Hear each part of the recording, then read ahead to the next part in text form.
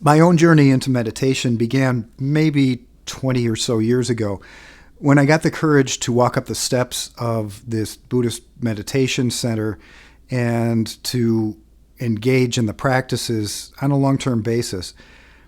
It was an act of desperation on my part. I was poor, I was lost, and I didn't really have much hope that anything in my life was ever going to change. And look at me now.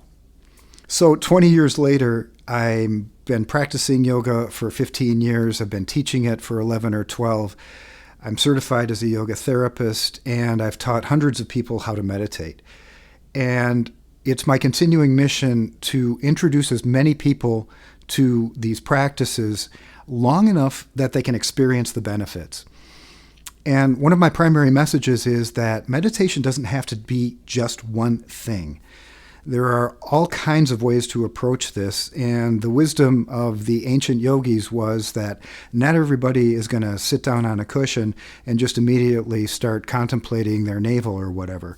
So I'm going to do a series of 5 different approaches to meditate over the next 5 weeks, and I'm going to ask you to come along for the journey. And whether you've meditated or not in the past, whether you've had success or not, whether you've turned your nose up or walked the other way anytime the word meditation has been mentioned, I'm going to invite you in to give this a try and to make a commitment just for a short period of time, maybe 10 or 12 days, and just see what distinctions you might be able to have in your own life as a result of spending just a little time doing something specifically for yourself.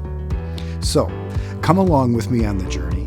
Stay tuned. The next video will be a really easy way to sort of get a foothold in the world of meditation, and then we'll explore some additional practices over the next few weeks. See you there.